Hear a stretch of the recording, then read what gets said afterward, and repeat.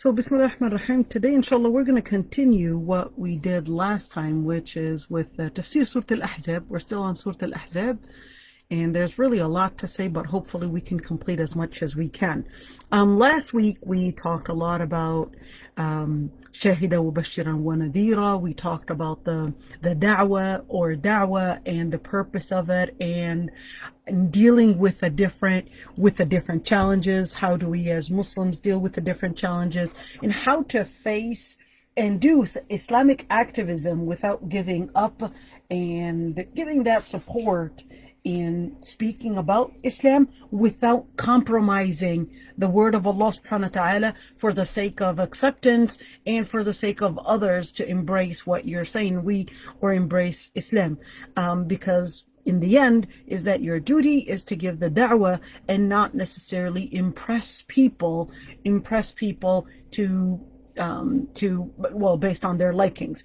So we talked about that, and we went for Surah Shura as well. We did a lot of tafsir on Surah Shura because it was deeply connected with what we were talking about in terms of all these ayat. And the other part, we did actually cover a lot about, what is the context of these ayat right here with the ayat that were before, and we said it actually goes along with it because the Prophet ﷺ was attacked in his personality, because the ayat were revealed that the Prophet ﷺ should marry Zainab in order to change the culture that they used to practice, which is not marrying their adopted sons' wives, and also the challenge with the munafiqeen. The munafiqeen were attacking the Prophet ﷺ in his personhood, in the da'wah, etc. So the ayat were giving us that example, how somebody can be attacked in his person, but don't change the word of Allah subhanahu wa ta'ala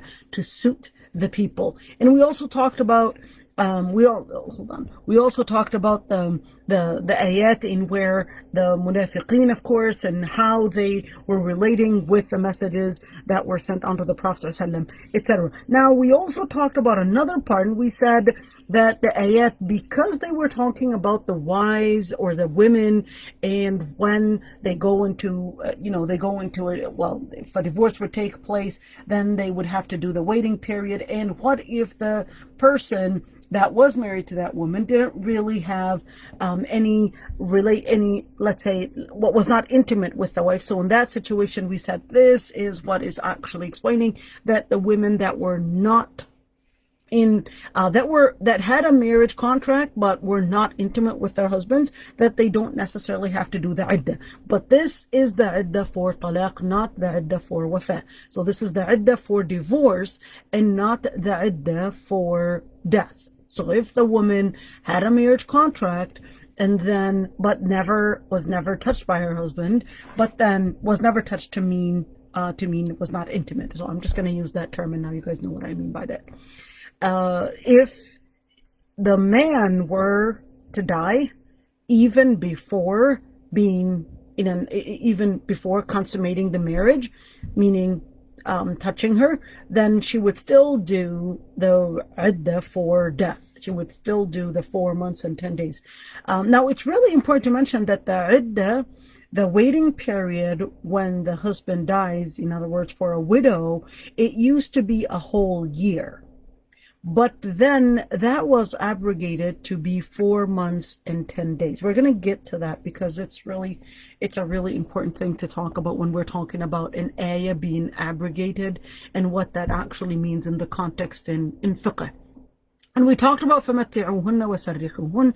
We talked about the mut'ah. We talked about the mut'ah, which here is not mut'ah marriage, that Shia marriage and where a temporary marriage. This is not what it is talking about. The mut'ah here, مَتَاعًا إِلَى الْحَوْلِ غَيْرَ إِخْرَاجٍ. So this is the mata' here is really the alimony, or is basically spending on her during during that time after divorce. وَسَرِّحُوهُنَّ سَرَاحًا جَمِيلًا. We talked about that, in where even if a divorce were to take place, to really understand the psychology that the woman is in, and to give her some kind of a, let's say, psychological support, in where سَرِّحُوهُنَّ سَرَاحًا جَمِيلًا. Now we go into another ayah. يَا أَيُّهَا النَّبِيُّ إِنَّا أَحْلَلْنَا لَكَ أَزْوَاجَكَ التي آتَيْتَ أُجُورَهُنَّ. Now, the ayat definitely we're speaking about before that, at least we're speaking about Zainab bint Jahsh and the munafiqeen and how they were involved in that story, etc. But then the ayat continued talking to the Prophet ﷺ again. So this would be the fourth time. Ya ayyuhan nabi, talking about Ya ayyuhan nabi, directing the words to the Prophet ﷺ straightforward, just like the other three ayat that were in Surah Al-Ahzab, saying directly Ya ayyuhan nabi. Inna ahlalna laka azwajak. So the Prophet ﷺ, Allah subhanahu wa ta'ala is saying Inna ahlalna, that Allah subhanahu wa ta'ala had permitted the Prophet ﷺ that he would marry the women. And which women is it talking about? So this is where we're actually going to continue with it. Azwajaka, the women. The first one, allati atayta ujurahun. So the women that you gave them the sadaqah, you gave them the mahar. So here's women number one. Women number one, if you want to marry, there are certain women that you are allowed to and permitted to marry. Number one, the women that you had given ujurahun. The word ujurahun is pretty much a word to, it's like a metaphor when we say al-ajr. Al-ajr is supposed to be a reward or a compensation, and also here the word ajr is also another word, another term to mean mahar. So the women that you had given them the mahar, the dowry, well, not the dowry. The dowry is different than mahar, by the way, just to keep that in mind. Dowry is more that the woman would give the man the money, which is kind of like in some Indian cultures, and also Egyptian, in some certain countries, the woman also pays for the marriage. Also in Egyptian culture as well. In mahar, it's different, because mahar, the man would pay a gift to the wife. So the woman would not pay anything. That's the mahar. In Islam, the mahar is supposed to be given to the wife. The wife does not pay any mahar, does not pay any dowry whatsoever. And this is really important to mention, because even here in the US, at least in Minnesota, there were many cases that I was involved in court, and I was a witness in court as an academic expert on Islamic law. We would have cases where the women would say, well, this is my mahar, and the court or the law actually says that dowry is illegal. Dowry is illegal, but mahar is not dowry. And alhamdulillah, after managing to explain it to a number of different courts, Ramsey County and also Anoka and also Hennepin, right now, by law, a woman, if she were to bring about her marriage certificate and actually say, this is my mahar, and he had agreed to pay this mahar for me, the law, the qadi, the judge, will actually give the woman the right to pay, the right to get the mahar, and that is in Ramsey County, Hennepin County, and Anoka County. Those were the courts that I managed to actually get involved in, and I was called as an expert on that. Alhamdulillah, we got that going. So just to keep in mind that mahar, ujurahun, can also be another term, ujurahun, in where it means the mahar. So here we go. So the Prophet ﷺ, the women that he can get married to are the women that he had paid dowry to, and two, so this is number two, the other type of women, ما ملكت يمينك. ما ملكت يمينك, the women that he owned as concubines, which is really common even throughout history. It was just recently that slavery was abolished, just recently. But throughout history, slavery and concubines were always known throughout history. In fact, Prophet Ibrahim alayhi salam and Prophet Dawood alayhi salam and Sulaiman alayhi salam were even in the Old Testament. It was actually mentioned about the concubines that they had in the imam.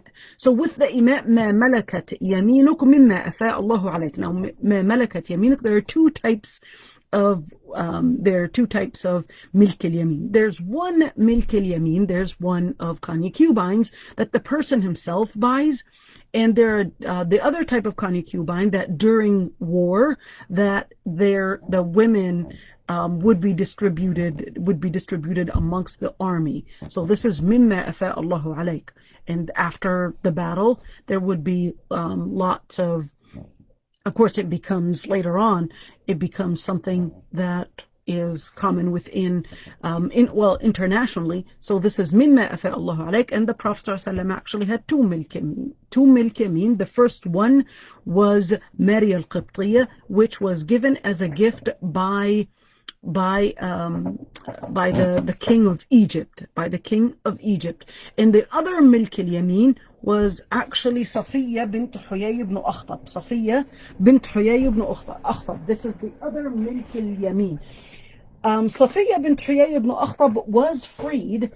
Mary al-Qibtiyya, on the other hand, did not want to be freed because she didn't want to take the burden of hijab like the rest of the women. She didn't want, and the hijab here is not the hijab, the veil and the hair covering or the body covering only, but it was also the barrier that they were supposed to be standing behind in speaking to non-mahram men. وَبَنَاتِ عَمِّكَ, those are the other women that he can marry. بَنَاتِ الْعَمِّ, the paternal aunts, paternal cousins. The cousins from the father's side. بَنَاتِ عَمَّاتِك, he only married one bint am, and that is Zainab bint Jahsh. Zainab bint Jahsh, her mother was Umayma bint Abd al-Muttalib. Umayma bint Abd al-Muttalib was the Prophet ﷺ's paternal aunt, and Umayma had Zainab bint Jahsh, and that would make her bint am, the aunt's daughter. وَبَنَاتِ خَالِكَ, the Prophet ﷺ didn't marry any of his maternal aunt's daughters. And بَنَاتِ خَالَاتِكَ, so this is if maternal aunt's daughters, and aunts, so the aunt would here be the mother's sister. So the daughters of the mother's sister, the Prophet ﷺ didn't marry any of those, only married bint Amwan. اللَّاتِ هَاجَرْنَ مَعَكَ. But this was exclusive. So any of these women that he was going to marry, whether the ones that he gave mahar to, etc., on one condition, that they would have already had migrated to Medina. If they did not migrate to Medina, the Prophet ﷺ was not allowed to marry from them, which is really similar when he actually wanted to marry Hani, but then Hani did not actually migrate with the Prophet ﷺ, and Hani, that was before that ayah that the Prophet ﷺ actually requested her hand for marriage, and Hani, she rejected the Prophet ﷺ's proposal, and she explained the reason why she rejected the Prophet ﷺ's proposal was because she had orphan children, and she did not want to be put in a burden to choose between the Prophet ﷺ, between taking care of the Prophet ﷺ's matters as a wife, and between taking care of her children's matters who were orphans. So that's why she rejected the proposal. That was Hani. And Hani bint Abi Talib, so she's actually the Prophet ﷺ's cousin. وَامْرَأَةٌ مُؤْمِنَةً إن وهبت نفسها للنبي. So another woman, other women, so let's count them. So this is 1, 2, and 3, 4, 5, 6, and 7. So 7, امرأة مؤمنة إن وهبت نفسها للنبي, and a woman that is a believing woman. That's from that the scholars actually said it is permissible on the Prophet ﷺ to marry a woman that was not Muslim. In wahabat nafsaha lin-nabi, the women that wahabat is like she gifted herself to the Prophet ﷺ. And there were women that gifted themselves to the Prophet ﷺ. We're going to get to that, inshallah. They weren't that many, but the women that gifted themselves to the Prophet ﷺ were, number one, Maymuna bint al-Harith, and the Prophet ﷺ did actually marry her. Zainab bint Khuzayma, and she actually married the Prophet ﷺ, but she died early. Shuraik bint Jabir, she never married the Prophet ﷺ. Khawla bint Hakim, she never married the Prophet ﷺ, but those were the women that actually gifted themselves to the Prophet ﷺ. Now, this is exclusive to the Prophet ﷺ, so no woman can come up to a sheikh or a man, any man, and actually say, hey, I gifted myself to you. This is exclusive to the Prophet ﷺ, and no woman can actually gift herself to a man and say, well, I gifted myself to you. So what's the difference between gifted myself to you and between marriage? So the difference is that if the woman gifts herself to the Prophet ﷺ, that would mean she's saying, I don't want any mahar, just marry me as is, don't want any mahar or even any of the different supplies that you normally would give a woman when you want to marry her, just take me as is and consider me as a wife. But if a woman were to do that with any other man, of course this was exclusive to the Prophet ﷺ, if any woman was to do that with any other man, that would not be permissible. That wouldn't be permissible, and she would have the right for mahar. And what if the mahar was not mentioned, in other words, was not stated? Then she would take what is called mahar al-mithal. Mahar al-mithal is pretty much the equivalent mahar in their country or in their culture or in that community, what is known as the equivalent or the average mahar within that society that she comes from. So this is exclusive to the Prophet ﷺ. In arada an-nabiyyu an yastankihaha khalisatan laka min duni al-mu'minin. This is where it actually explains in arada an-nabi. So if a woman would gift herself to the Prophet ﷺ, if the Prophet ﷺ was interested in marrying her, this is khalisatan laka min duni al-mu'minin. This is exclusive to the Prophet ﷺ, not for something that the believers can actually practice. قد علمنا ما فرضنا عليهم في أزواجهم. So now let's move on here. قد علمنا ما فرضنا go here ما فرضنا عليهم في أزواجهم وما ملكت أيمانهم. So here in the end is that Allah subhanahu wa ta'ala sets the rulings, and Allah subhanahu wa ta'ala set the rulings even on the Prophet ﷺ, on who he can marry.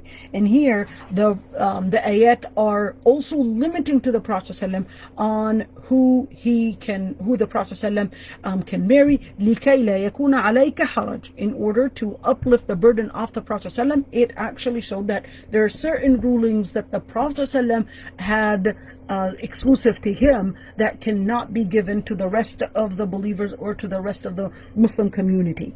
Alright, وَكَانَ اللَّهُ غَفُورًا رَحِيمًا. That Allah subhanahu wa ta'ala is most forgiving. So Allah subhanahu wa ta'ala did actually give the Prophet ﷺ certain, let's call it certain rulings that are exclusive to the Prophet ﷺ, and some of them were tighter, some of them were, let's call them tighter and not use the word strict. Some of the things that they were exclusive to the Prophet ﷺ, such as the Prophet ﷺ was obligated to do Qiyam al-Layl. The Prophet ﷺ was not permitted whatsoever to take any donations, only gifts if he were given. So there are certain things that the Prophet ﷺ was allowed to, or obligated to do, that were different from the rulings that pertain to the believers. So and we'll move on inshallah with this one. There's also, of course, that the Prophet ﷺ was not permitted to take was not allowed to do any kha'inat al-a'yun. What is that? In other words, even if it's the slightest treason, in other words, you have to be transparent. Don't even commit, even if it's like a blink of an eye of cheating or treason, the Prophet ﷺ was not allowed and permitted to do. And al-akal muttaki'an, the Prophet ﷺ was not permitted to eat muttaki'an, was not permitted to eat with an inclining. The other part, the Prophet ﷺ was not allowed to trade wives. So the Prophet ﷺ later, even though he never actually traded wives, but this is just a note, the Prophet ﷺ was never allowed to trade wives. Did the Sahaba trade wives? They did trade wives. What do we mean by trade wives? Trade wives in where they would divorce their wives in order to have another Sahabi marry her, and that was it. So it's not trading wives. You take my wife for a day and I take your wife for a day. During the time of Jahiliyyah, they did used to do that, but in Islam it was totally, of course, impermissible. This is zina, and wal'iyadu billah. During the time of Jahiliyyah, they did actually trade women, which is pretty much what, here in the West, many times they would do such a thing. SubhanAllah, it's amazing how, or not amazing, but it's strange how people can get carried away with I don't know how, what can I call it? How they can go far with practicing. With practicing the wrong akhlaq. Subhanallah, it's amazing. The other part, which is nikah al-hurra al-kitabiyya. So the Prophet ﷺ was not permitted to marry any non-Muslim woman. Was only permitted to marry a Muslim woman. ترجي من تشاء منهن وتؤوي إليك من تشاء. So here we go. Let's go with this ayah. The Prophet ﷺ ترجي من تشاء منهن وتؤوي إليك من تشاء. Now, it's really important to mention that the Prophet ﷺ, there are not all the wives that the Prophet ﷺ had married that he necessarily dealt with them as wives. Some of them he was going to divorce some of them because he was not able to handle all the wives and all the responsibility that comes with it. So the Prophet ﷺ then the ayah actually the ayah was revealed, ترجي من تشاء منهن وتؤوي إليك من تشاء. Now the women, the wives of the Prophet ﷺ did later actually permit, or did allow the Prophet ﷺ not to necessarily be very fair in the way that he split the days and split the times and the hours that he was spending with every single wife. So some wives actually said اقسم لنا ما شئت. اقسم لنا ما شئت, meaning, as divide the days, divide the hours as however you want, just let us be your wives. So the Prophet ﷺ, part of the women that awa means that he was splitting nights, he was sleeping over, he was staying hours, certain divisions was, number one, Aysha, the second one was Hafsa, and Salama and Zainab. Those were the ones that pretty much, he was consistent with the timing, with the stay, etc. And the ones that were arja turji man tasha were pretty much, yes, they were married to the Prophet ﷺ. They were married to the Prophet ﷺ, but were not necessarily consistent with the timing that he had with the other women. Now, that was their request, but it doesn't mean the Prophet ﷺ did not actually divide in a fair distribution. In fact, the Prophet ﷺ, even though this ayah was revealed, and the women that had requested that they would still be wives, even if he wasn't obligated to keep them as a fair way, was Sauda bint Zam'a, Juwayriya, Habiba, and Maymuna, and Safiya. Those were the women that just wanted to be wives, but don't have to. But here's one thing, is that the Prophet ﷺ, despite this ayah, was still fair in the division. So even though the ayah was giving the Prophet ﷺ the permission to not necessarily divide in the exact division between the wives and the Prophet ﷺ, yet the Prophet ﷺ did actually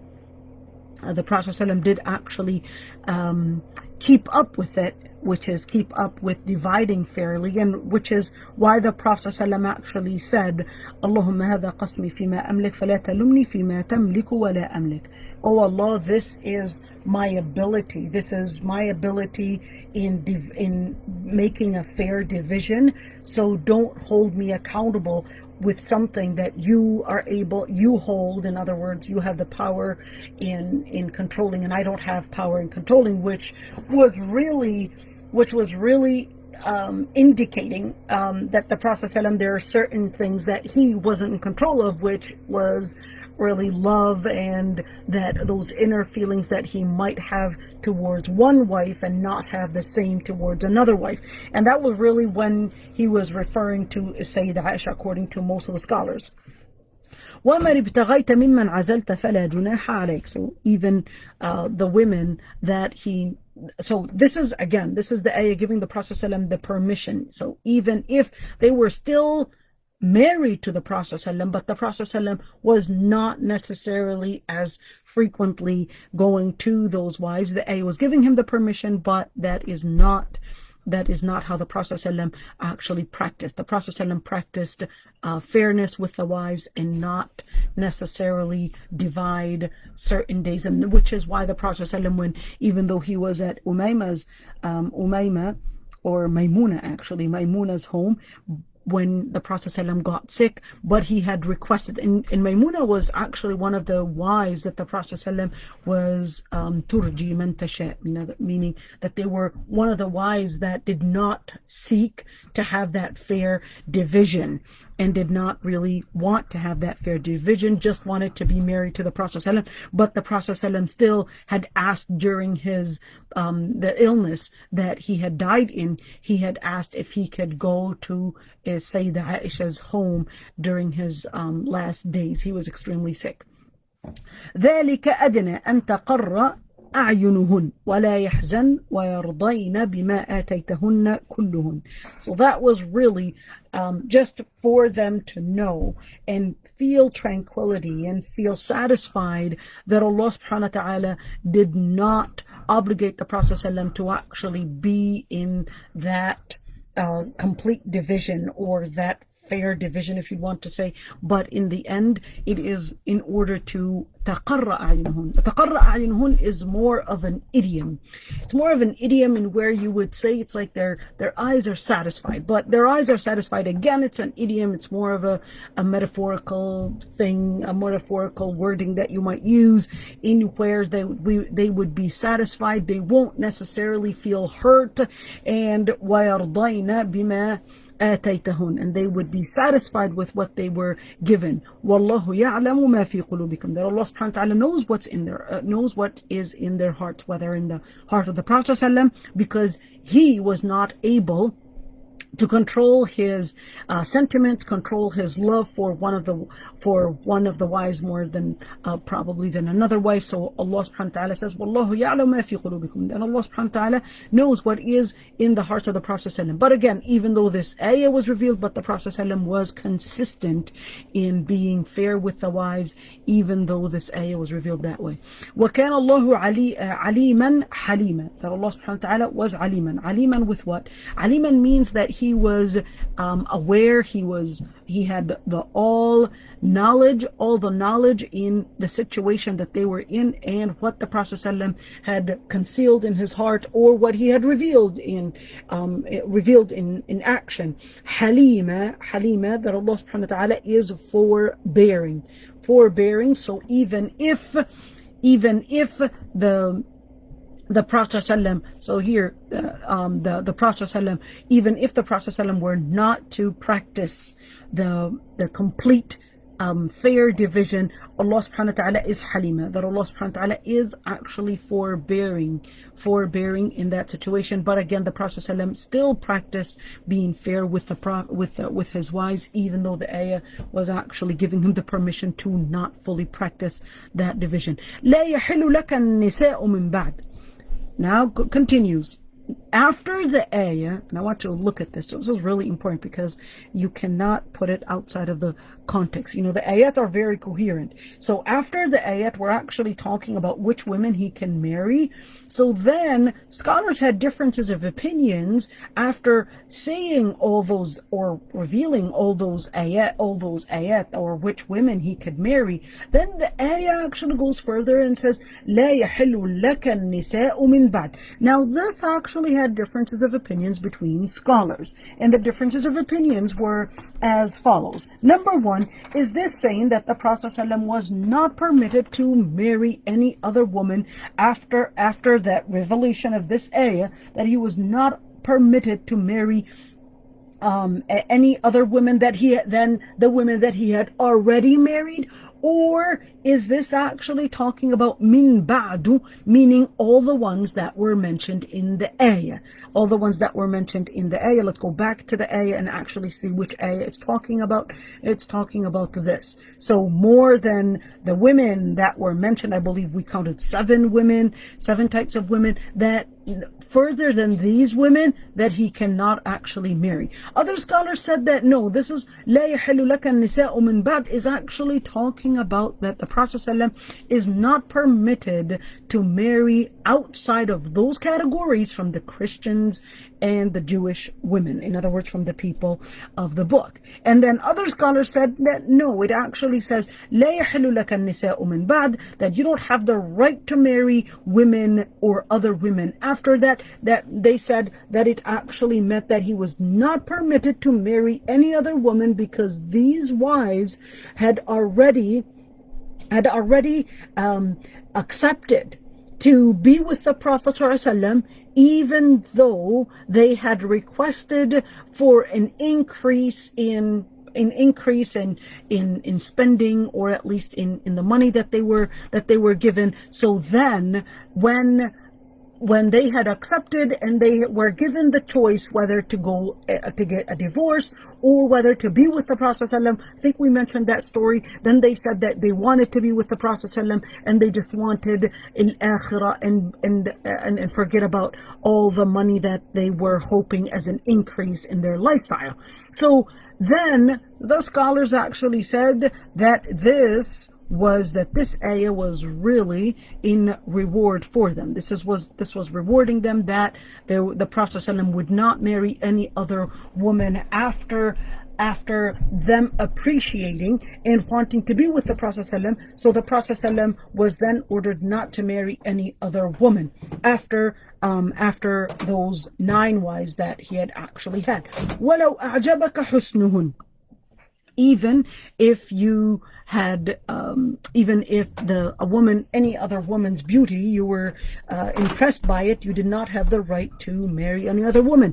إِلَّا مَنْ مَلَكَتْ يَمِينُكَ. So this is an exception, except the concubines that you owned. وَكَانَ اللَّهُ عَلَى كُلِّ شَيْءٍ رَقِيبًا. And Allah subhanahu wa ta'ala is overlooking everything that people do. Now I want to mention a number of different things here when we're looking at وَلَوْ أَعْجَبَكَ حُسْنُهُنْ. And of course, وَلَوْ أَعْجَبَكَ حُسْنُهُنْ, when a man wants to ask for a woman's hand, how much can he see from that woman? And we know that the Prophet ﷺ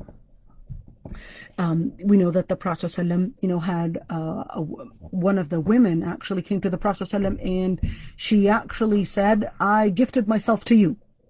So the Prophet ﷺ just gazed at her, and the hadith actually says صَعَدَ النَّظَرِ. It's like he looked closely at her, he really gazed at her. And then the Prophet ﷺ then lowered his gaze and said that he wasn't interested in getting married.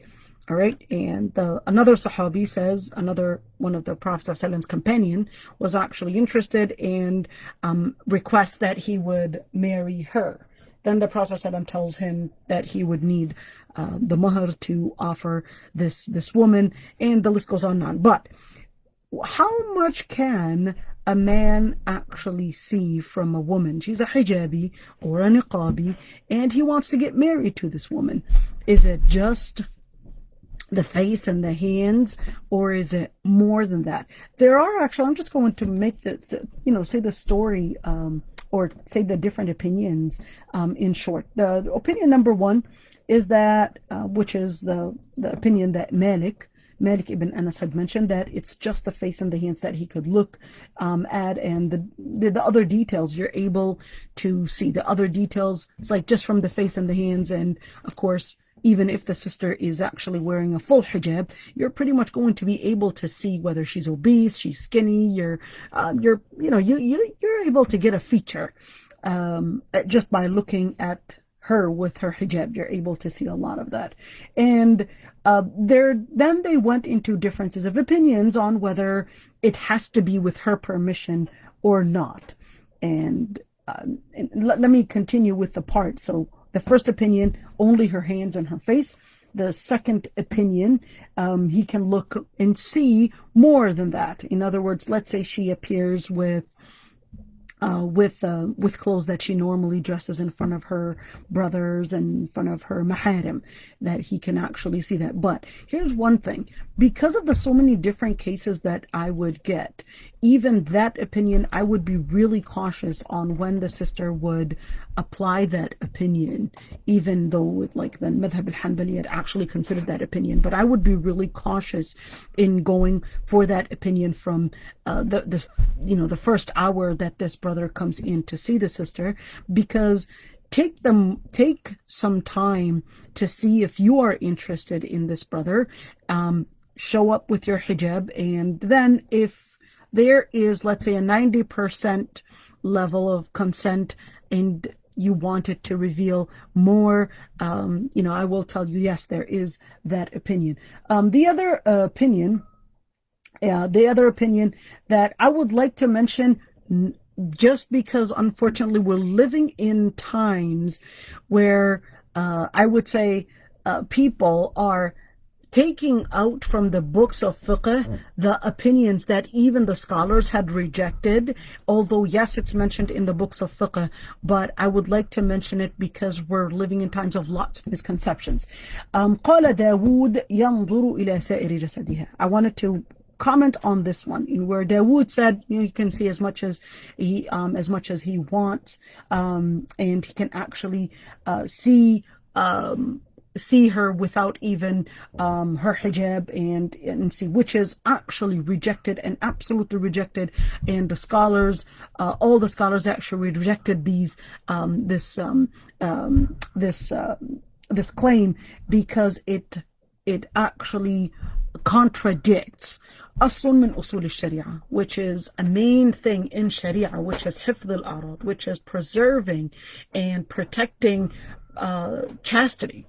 So if we're talking about that, somebody's interested in getting married to a woman, and you would say, yeah, he can see as much as he wants from her, and even without her permission. Look at the amount of ill moves that many will claim that they are doing. Look at the number of, especially in fasad al-dhimam, especially in the time that we're in, where there's so many people and so many men out there with diseases in their hearts that might actually transgress the limit. It transgress the limit in the people's privacies and women's privacies, and can claim that, oh, I'm just trying to see if I'm interested in, if she's got the body that I'm interested in such words. But this is actually contradicting a very main legal maxim in Islam, a very main core of the rights in Islam, which is the right to be protected in a person's chastity, and to overlook somebody without her hijab, or to and without permission, or even to transgress the limit and actually see a sister without her hijab, or even if a sister was willing to give it up. This is contradicting modesty, which is a core value in Islam. This is contradicting a core value in Islam, and which is which is why this word, even if you might read it in some article, I just wanted to quote on that and just wanted to comment on that. So be careful. Not everything that is mentioned in the books of fiqh is necessarily something that the scholars of fiqh will take or embrace. There are lots of different opinions that the scholars had rejected and rejected totally because they contradict maqasid al-sharia, because they contradict maqasid al-sharia and they contradict the legal maxims in Islam. Now to move forward, يا أيها الذين آمنوا لا تدخلوا بيوت النبي. This actually has a story to it. So here, let's move on with this ayah. يا أيها الذين آمنوا لا تدخلوا بيوت النبي إلا أن يؤذن لكم. So what the story behind this is that the Prophet ﷺ, when he got married to Zainab bint Jahsh, again we're still in the same context. The Prophet ﷺ, when he married Zainab bint Jahsh, the people had a habit, and this is very common until the time of today. Let's say they know that there is a party, there is an invitation, and let's say the invitation was at 5 o'clock. At 5 you expect that that's when the dinner is going to be served. But there were some people that wanted to enjoy the party and be there even before dinner is served or when the party officially starts. So they would be there to chat, to discuss different matters, to have a good time, and of course, even though the food is not served. The Prophet ﷺ, being of course the Prophet of Allah, and being a leader, many times people would take advantage and actually come over, and they would come over to the Prophet ﷺ's home even though the food is not served, and this was taking a lot of the Prophet ﷺ's time, and it was really burdening the Prophet ﷺ. So here they would wait, they would sit for long hours, even before the party officially started, and then that was harming the Prophet ﷺ. And in fact, the hadith, something really, I would say something very, very strange that we don't necessarily see in our times. The hadith actually mentions that Zainab was sitting down, and she was, she had turned her face against the wall. So she was a bride sitting down with her face against the wall. Remember, they didn't have as many rooms, so it was really hard. The houses were really small, didn't have a lot of space to have like a women's section, a men's section, and all those different things. So the Sayyidah Zainab, her face was really against the wall, and the guys were just having their discussions and their good times and eating and while the Prophet ﷺ was really waiting for them to leave. It's like, okay, the party is finished and you guys came already too early, so it's about time that you guys leave. She was the bride, and the Prophet ﷺ was his wedding day, so it's about time that they would leave. And here the ayah was actually describing how they were just having a good time with this discussion. So the ayah said, "Inna dhalikum kana yu'dhi nabi," that was actually harming the Prophet ﷺ. Their long stays were actually harming the Prophet ﷺ. Wallahu la yastahi min al-haq, and Allah subhanahu wa ta'ala is does not shy from saying the truth. وَإِذَا سَأَلْتُمُوهُنَّ مَتَاعًا, I guess I'll wait to Allah la yastahi min al-haq, but Allah subhanahu wa ta'ala does not shy from saying the truth. And this is really important, because when we're actually talking about shy and being shy from saying the truth, from saying the truth is different than when we see that there were times where Allah subhanahu wa ta'ala did not reveal things in let's say literal words. So for example, when Allah subhanahu wa ta'ala talked about Prophet Isa alayhi salam and Maryam, he just said that that the example of Prophet Isa and his mom is that like the example of Adam alayhi salam, and goes further, they kana ya'kulana ta'am, and they also used to eat food, and in other words, they were drinking water, of course, and also eating food. So how could they be gods? If they eat and drink, that means they're going to get part of that discharged out. Is it really befit for a Lord to actually to actually discharge food. So Allah subhanahu wa ta'ala did not use those terms that would really mean certain, would really be in, it's a book of guidance. So Allah subhanahu wa ta'ala would hint certain things for you to understand. Same thing when, for example, the ayat were talking about not necessarily using the word intercourse, but actually using the words such as taghasha, or using the words such as ilmas, or just tamassuhun, which means just to touch, but didn't really go in literal or explicit words in order to preserve that spirituality, and just says, and that's why the scholars actually had differences of opinions on the tafsir in Surah Al-Ma'idah. يا أيها الذين آمنوا إذا قمتم إلى الصلاة فاغسلوا وجوهكم وأيديكم إلى المرافق. No, that's not the ayah. فاغسلوا وجوهكم وأيديكم إلى المرافق وامسحوا برؤوسكم وأرجلكم إلى الكعبين. No, that's not the ayah that I'm talking about. أو لامستم النساء. There you go. The ayah in where it talks about in that, of course, the wudu, and is it obligatory on if a man were to touch a woman? أو لامستم النساء. Is that لامستم? Does that mean that just a simple touch where your husband tells you, for example, give me the towel, you give him the towel, and your hand happens to, just to touch the hand. All right. The scholars had differences of opinions on whether that the word, which is لامستم النساء, whether that was referring to just a random touch, or whether that word was actually referring to intimacy.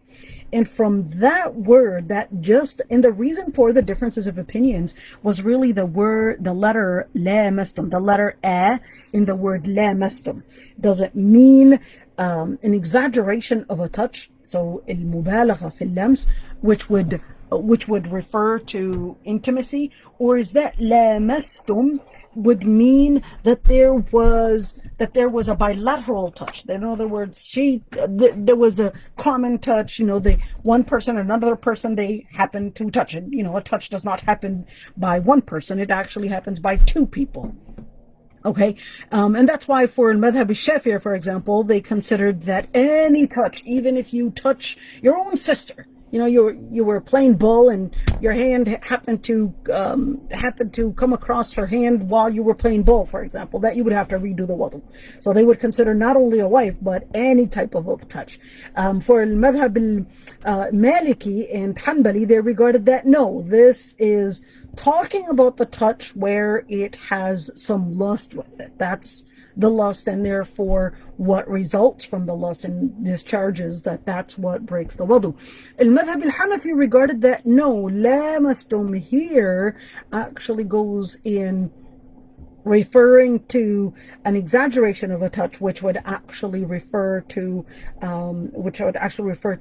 husband and wife relations, and therefore the type of the actual touch, and where they actually also use the hadith where the Prophet ﷺ used to kiss his wives before going to the masjid and would still not redo his wudu. And they said, well, this is an evidence that those types of touch, the type of touching, even if there was some lust with it, that it would not break the wudu. So I just wanted to clarify that one. I don't know how I got there. Okay, كان والله لا يستحي من الحق. Okay, there you go. والله لا يستحي من الحق. That's certain. So somebody's asking, what is haq according to the Quran? Al-haq according to the Quran is actually what Allah subhanahu wa ta'ala sent, and it depends on the context. That Allah subhanahu wa ta'ala here, والله لا يستحي من الحق, لا يستحي من الحق, that was harming the Prophet sallallahu. So here it is, al-haq, in the context that we're in, that كان يؤذي النبي, that the truth of the matter is that their stay longer than permitted, or longer than what the Prophet ﷺ was really prepared for, was actually, it was harming the Prophet ﷺ. So that is al-haq. Al-haq, the truth, in this context is that it was harming the Prophet ﷺ. This is the truth. In other words, stay when you want to go and visit somebody. It's really important to consider when they're willing to embrace you, and don't stay longer than what they had intended. Especially, and this is really important, especially if that person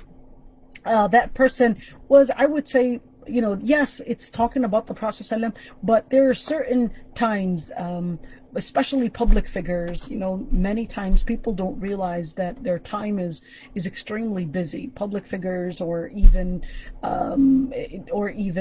people that might have so many different duties and responsibilities. It's really hard for them to stay with guests for a long period of time, and it might, or even mothers. Many times, same thing with mothers. It's really hard for them to stay with guests for many hours, because there's so many things that they have to complete, so many different things that they have to do for the family, for their husbands, for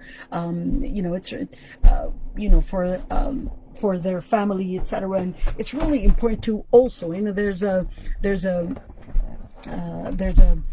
proverb in Arabic which says "زُرْ غُبًّا تَجِدْ حُبًّا." It's like, visit, don't visit frequently and you will find love. People will long for you. But if you're always visiting frequently, people will start feeling that you are a burden. So this is some of the adab of visiting. وَإِذَا سَأَلْتُمُوهُنَّ مَتَاعًا فَاسْأَلُوهُنَّ مِنْ وَرَاءِ حِجَابٍ. In this ayah, of course, وَإِذَا سَأَلْتُمُوهُنَّ مَتَاعًا, if they would ask the wives of the Prophet ﷺ مَتَاعًا. مَتَاعًا here, any matter.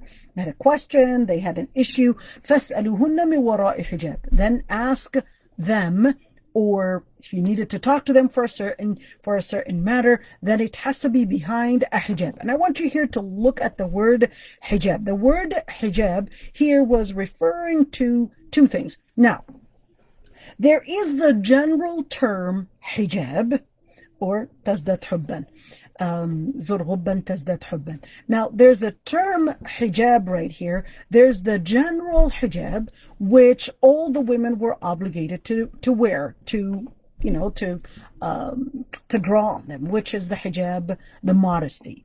But there was an exclusive type of hijab that the wives of the Prophet ﷺ were also obligated to draw, which is to have an actual barrier, from a wall to probably anything that is keeping them not only in attire but also in practice. So they would be standing behind a wall and they couldn't talk to the men face to face, even if they had their clothes in full covering. All right. But here's one thing, is that, so just like the Prophet ﷺ and the rest of the mu'mineen, there were certain rulings, but there were certain exclusive things to the Prophet ﷺ. Same thing, that there were certain rulings that were on ummahat al-mu'mineen, on the wives of the Prophet ﷺ, and also on the rest of the women. All right. Please bear with me here, because we're trying to get to a very important thing.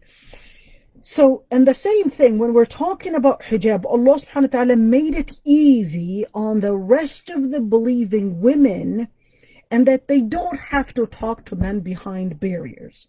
All right? That made it easy on the rest of the women. But for the wives of the Prophet ﷺ, there was an exclusive thing, but they still had to wear hijab. Now, the other part is that the wives of the Prophet ﷺ were obligated to stay in their homes and not even get out of their homes for any reason but for Hajj. They were not leaving their homes, and their matters, they had somebody actually give them what they needed. If they needed to get some items from the market, there was somebody that was supposed to be doing that for them.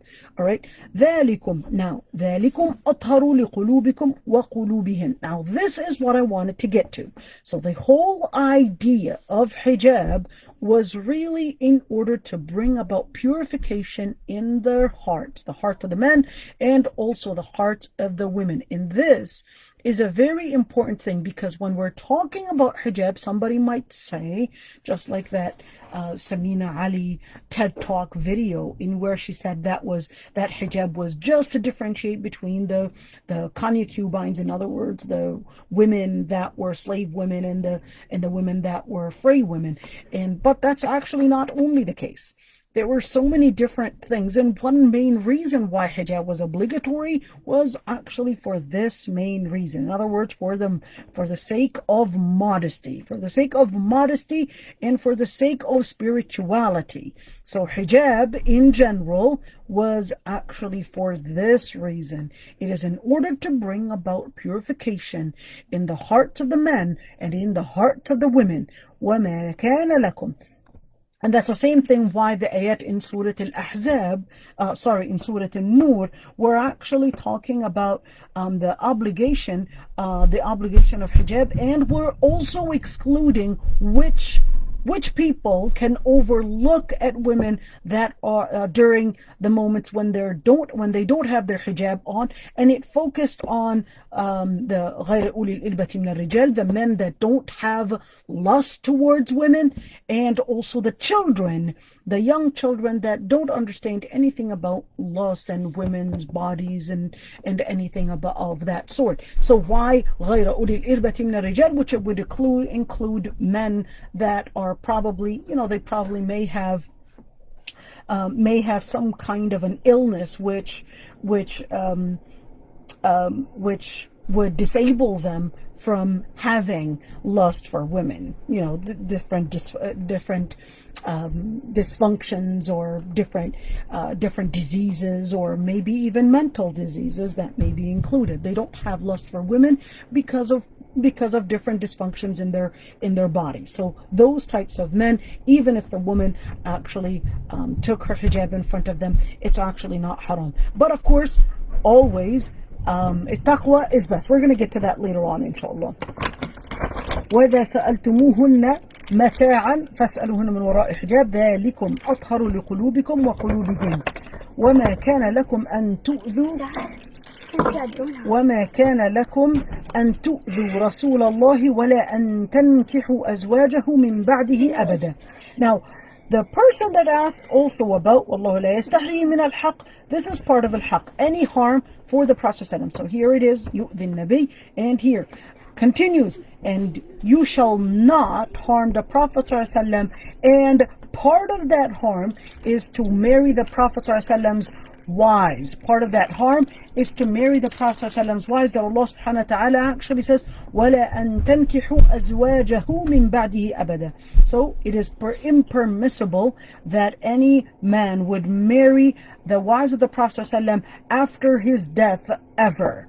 So ever. Why? Because this would harm the Prophet ﷺ. So why would it harm the Prophet ﷺ if any man were to marry the Prophet ﷺ's wives? Why would that be in any harm in any way? So the scholars actually mentioned somewhat different reasons, but I'll mention one of them, and said because they would be wives of the Prophet ﷺ in Jannah.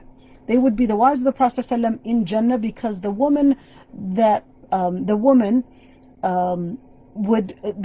would be in Jannah with the last husband that she was in, if he were to make it to Jannah.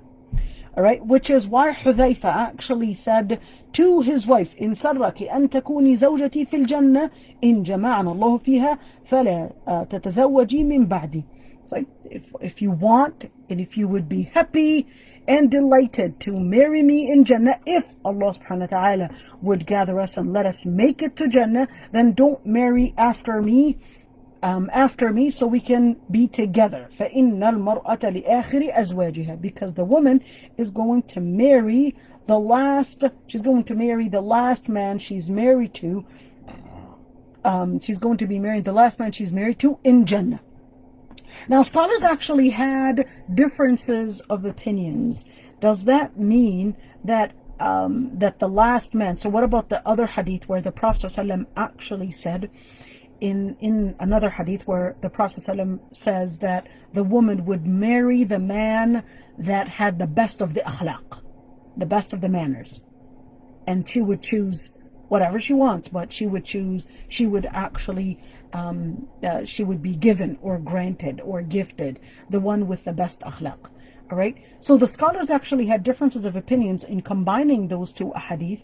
فإن المرأة لآخر أزواجها, that she would have the لآخر أزواجها. Does that mean لآخرهم, meaning the ones that are the best of them, which is the best of the akhlaq, or does that mean لآخر أزواجها? Does that mean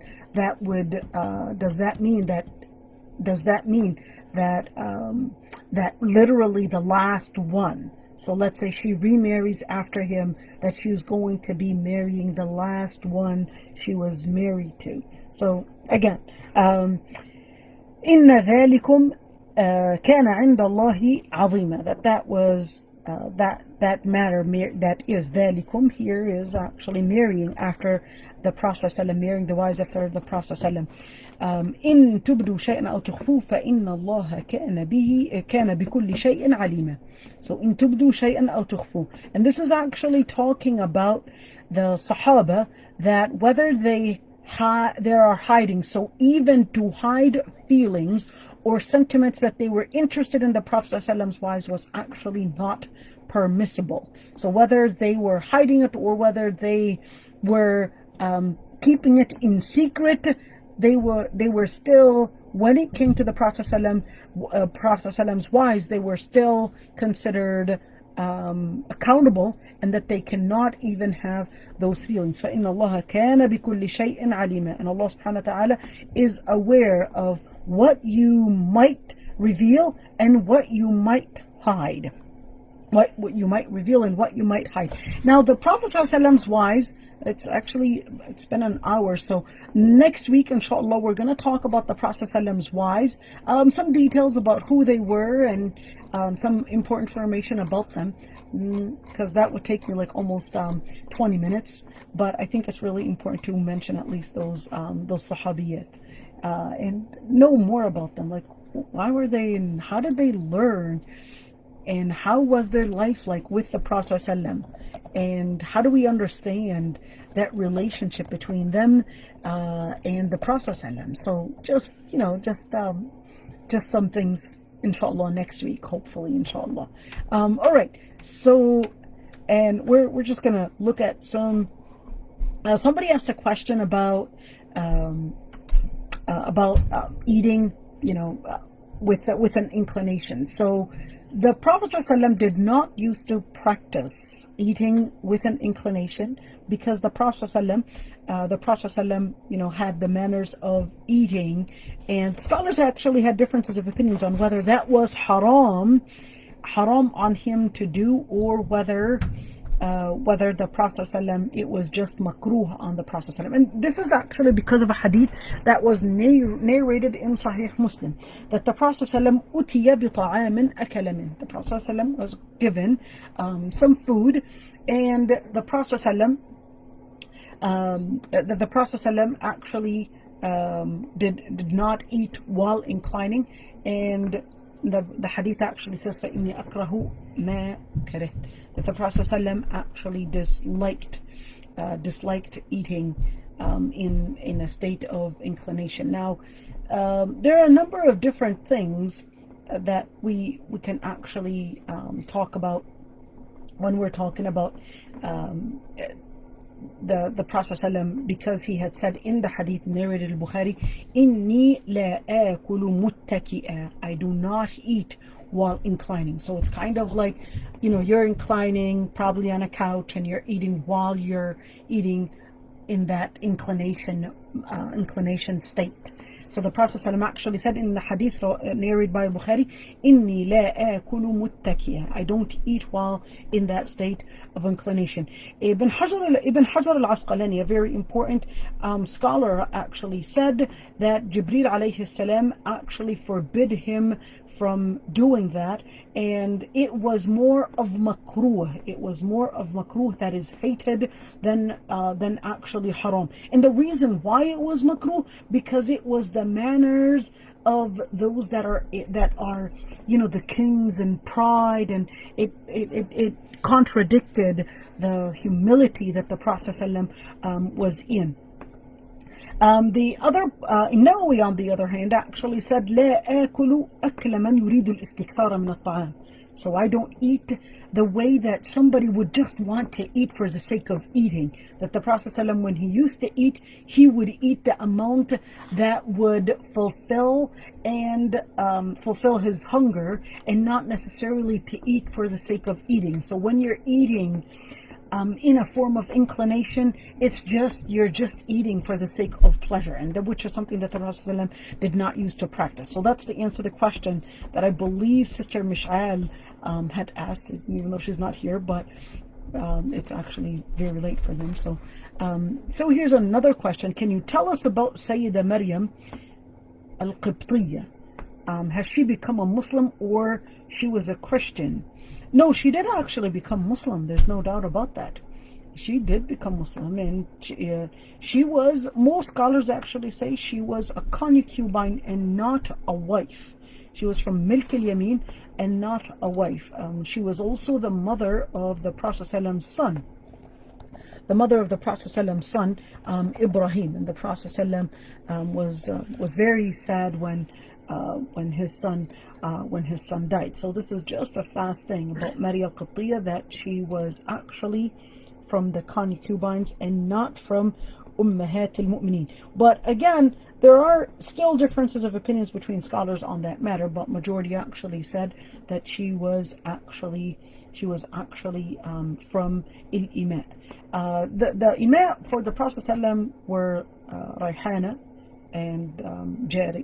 That was a concubine that Sayyidah Zainab actually gave her to the Prophet ﷺ, and Maria and Maryam al-Qibtiyya. Now Maryam al-Qibtiyya, she actually died during the Khilafah of Umar ibn al-Khattab, meaning 16-year Hijrah, and Umar ibn al-Khattab was the one that also participated in order to bring about the people and organize the janazah for Maryam al-Qibtiyya. So this is just really fast information about Maryam al-Qibtiyya. She was given to the Prophet ﷺ as a gift from al-Muqawqis, who was the king of Egypt, and that was after Sulh al-Hudaybiyah. That was after the agreement of al-Hudaybiyah with Suhail ibn Amr and the Prophet ﷺ.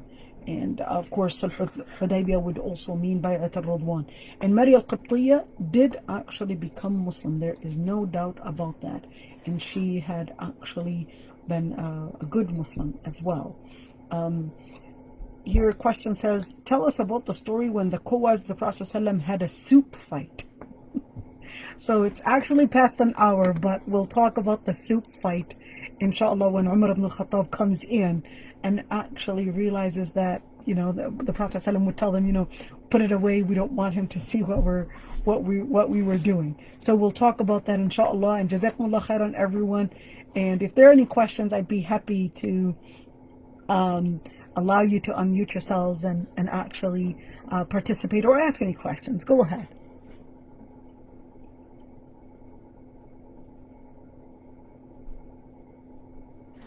I guess nobody wants to ask any questions. Ooh, that was okay.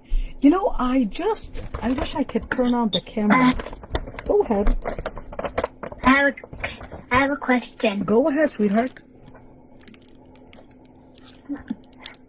Is it haram to bow like the princess way?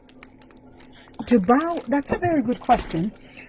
Scholars actually had, I'm going to make the story simple for you. Scholars actually had differences of opinions on whether that bow like a princess, that bow like a princess, whether it's called ruku' or not. Is it called ruku'? Are you really bowing all the way? Or not? If the person really bows just like you would do in salah, then that would be haram.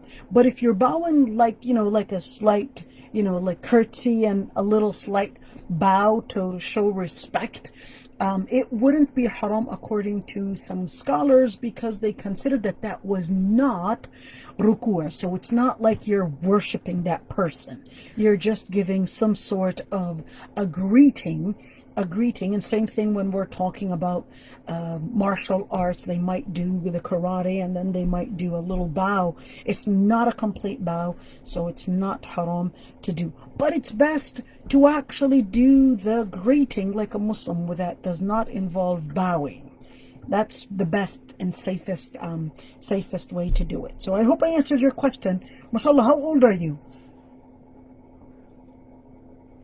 Where'd she go? She's gone. I'm 7. 7 years old, mashallah. You're as old as my youngest son, mashallah. Allah yahfadak ya Rabbi. Are you a princess? Huh? Are you a princess yourself? Yeah. You're a princess? Okay, well, this is my pleasure. I finally got to speak and face to face with a princess. Thank you so much for giving me that honor to actually talk to you as a princess. All right, Assalamu alaikum wa rahmatullahi wa barakatuh.